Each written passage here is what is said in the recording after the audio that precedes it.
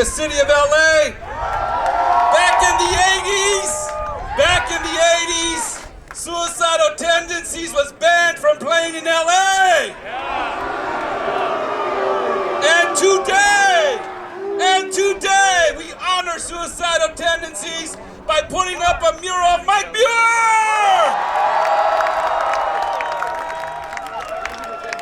I'm Huizar, City of Los Angeles Council member, but more importantly, a suicidal fan.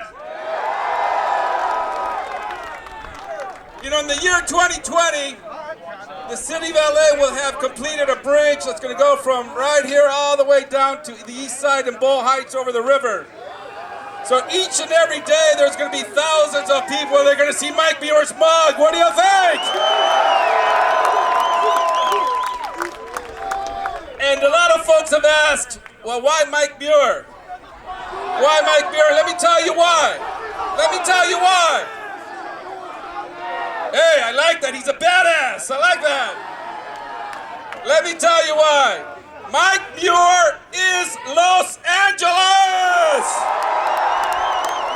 Mike Muir blends different cultures, different fashions, and creates his own. And that's what we appreciate about him. We appreciate that he's also uplifting. If any of you have gone to his concerts, he tells you, believe in yourself. Stand up for what you believe in. And that's what LA is all about. So thank you for coming out. Thank you for celebrating this with us. Right now I'm going to turn it over to the artists who make this possible. A local native, also from the east side, Robert Vargas. And let me tell you, he has become one of the best artists in LA so fast. He was on the cover for the Best of LA issue for LA Weekly. He's the official artist for Skateboard Hall of Fame, and he's about to paint the biggest mural in the world here in downtown LA in about a month. Ladies and gentlemen, Robert Vargas! What's up? Well, that's kind of tough to beat. Jose pretty much said everything that I wanted to say. But I want to say that thank you, everybody who came out and supported us today, of course.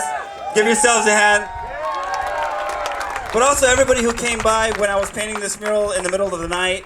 I only had access to this wall graveyard shifts, so it was really cool to be painting it and have people come through and just chill. Die-hard Suis who just wanted to be a part of it and just feel the love. And someone asked me recently, why Mike Muir? And the same question, and what does it signify? And I think not only is Mike Muir LA, but I think this mural is also representative of the community, the thrash community, the skate community, and something that's kind of near and dear to me. I'm around the skaters all the time, and yeah, this was, I put all my heart into this, and I've been painting for the last 24 hours straight to get this done. I just finished like at 1:45. So, if you guys over there on the other side of the fence can hear me, can you guys hear me? Give yourselves a hand, because this mural is for you. So, after we do the unveiling, I'm gonna sign it, and then that's officially me handing it over. You guys already got the mosh pit ready, right? Look at that. Psycho Pit! Yeah! Psycho Pit! Hey, thanks a lot. Thank you, guys. Ladies and gentlemen, so we're going to do the unveiling of the mural. And when I told Mike we were doing this, he said he wanted to give something back. And that's why he said, I want to do a free show for the people who come out today. So we're going to do the unveiling first, and then get ready to slam in the Psycho Pit. But for right now, let me introduce you to Psycho Maiko. He has inspired us. He has made us believe in ourselves. He is making LA believe. He has made us sing. He has made us slam in the Psycho Pit. And we have lived with him for years in the war inside his fucking head. Ladies and gentlemen, let me introduce you to one of the best poets that ever came out of LA. One of the best musicians that ever came out of LA. From Venice, California, Mike Muir!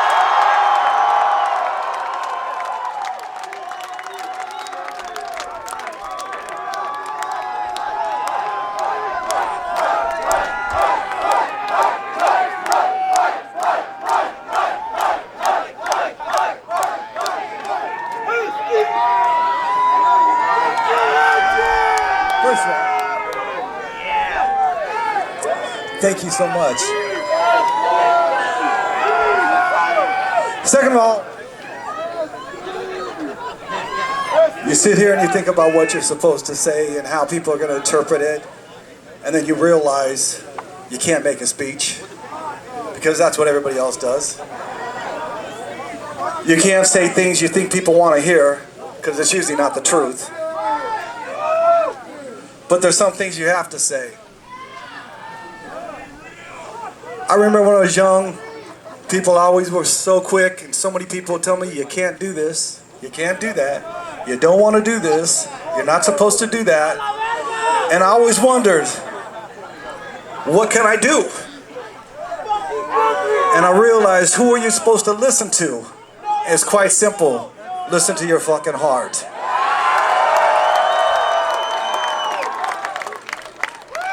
There's a lot of stuff going on right now, and everybody's jumping into the whole hate bandwagon. They think it's quite infectious.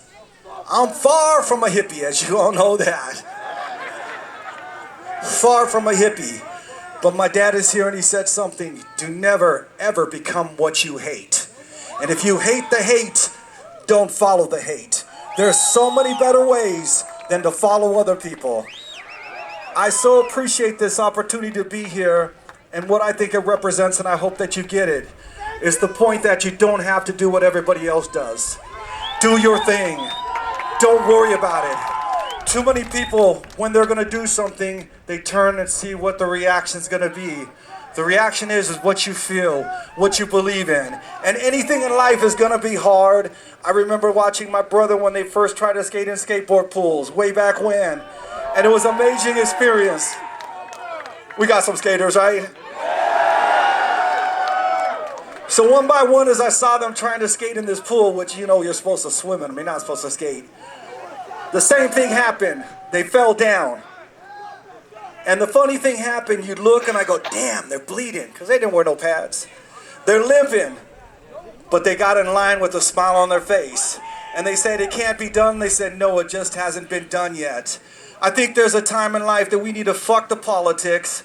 We need to sit there and realize what a great leader is. A leader is not someone that gets you to follow them. A leader is someone that motivates you to follow your own dreams. That's what we want you to do. The last thing I'll say on that is so many times you meet people all over the world and it's quick to judge. People always judge, and I hated that. I realized people judge me so quickly. But when you talk to them and they get comfortable, they say, you know, I always wanted to do this. And they don't bring it out unless they get comfortable. And you're like, yeah, what are you doing about it? Man, it's hard though. You got to do this and that. And so you're doing that? What are you doing? It's hard. And so I say, so you don't want to do it? No, I want to do it. And I say, well then, what are you doing? What's your plan? What's your action? Oh, it's going to take so long, this and that. You know what? When my dad told me that clock's going to tick, whether you do something now. It's going to be 5 years if it takes. 5 years is going to happen. You need to do it now. You need to take a moment, think about what you're doing, why you're doing it, because Lord knows we shouldn't be here right now. So this is not about me. This is about believing in yourself, standing up for yourself, realizing that when someone puts you down for whatever reason, prove those motherfuckers wrong.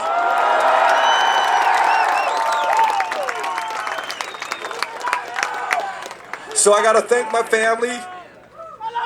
So I gotta catch my composure. And thank all of you for coming here tonight.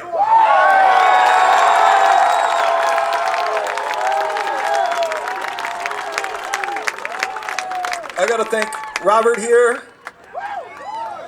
because the thought of a big head up there is pretty scary for me. And I saw it, I said, man, that looks pretty good actually, yeah. And Jose right here, who the first time Then he talked to me. I said, dude, that's political suicide. He said, I ain't worried about it. Gotta do what it is. So the last thing I'll say, a little story from the last tour we were on. I used to always have problems with the police. They didn't like me. We all know that. But on the last tour, something happened that really stuck out. One by one, we'd go to places, off duty or on duty. A bunch of them came up and said, Mike, come here. They pull up their sleeve and they showed a suicidal tattoo. And the thing that I thought, and the reason why I'm bringing this up is, I was like, whoa, kind of surprised me and stuff. And they would always be with a couple people that maybe were not quite as happy to see me as they were. But the thing that they said is because of the exposure through those people, they said, you know what? You changed my view. And the people that had the tattoos, I always ask them, I said, tell me your story. And the one thing that they all said was that when they were young, the police were not someone that they respected. They didn't respect them. There was problems. And they said, you know what? You can hate the police. They go, I wanted to become a police and make a difference. So I want to say, instead of bringing the hate and taking it to an old other level, when you see something's wrong, don't be part of the problem. Try to change the problem. Change things in there. Get involved with things that are wrong. You can burn shit. It doesn't do fuck. You can yell and scream. It doesn't do fuck. But I guarantee you, when you have a great idea that makes sense and people see it, they're going to want to be a part of it. We need thoughts, actions. We need to put a whole nother different course than just trying to wear a little fucking plaque that says, don't do this, this sucks, this and that. Use your energy smart. There's so much power here that people don't want you to believe. It actually scares them. It scared them when they saw Suicidal and all the different nationalities getting together. That scares them. You need to get united, not to give other people power, but to give everybody a power, to have their voice, to use their voice, realizing what they're saying, why they're saying, make sure it's a damn good reason. We can take over the world. It's not Democrats, it's not Republicans, it's people with good hearts. That's who we need to stand up, be smarter, be better, don't let the hate, turn it up, Suicidal. Straight from the heart. Thank you, Mike. Thank you so much, Mike. That's straight from the heart for the Suicidal family. Ladies and gentlemen, now we're going to do the unveiling. Before I do that, I want to give it up here to the band who's with Mike today to celebrate this very special day. Deep Pleasance, lead guitar. Jeff Pogan, rhythm guitar. And you know him, Dave Lombardo from Nearby Southgate. Dave. And mi hermano. He's next. He's next. It's in the works. And mi hermano, Ron Diaz, bass. Hey, how do you do that, brother? I can't do that anymore. There you go. Thanks so much. How are we going to do this? How are we going to unveil this? What do we do? We'll do it this way. Okay. One thing I forgot to tell you, very important. The title of the mural is called, appropriately, Can't Stop. Can't stop Mike, can't stop us, can't stop LA. So we're going to do a countdown, 3, 2, 1. And the only one that can stop you is yourselves. Right. Exactly. You guys ready up there, Kevin? You ready up there? Okay, guys, we're all going to count together. 3, 2, 1, okay? Ready? 3, 2, 1.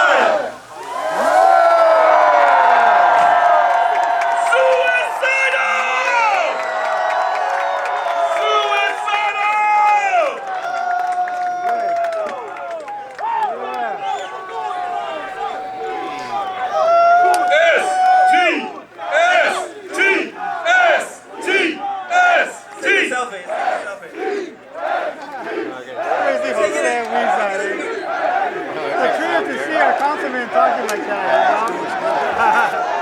I've seen him at other gigs before. He's at we concerts all over the park, Highland Park. Taking them borrow, I didn't know they bro. I thought he just was skating on another concert. That's gotta be a treat. Yeah!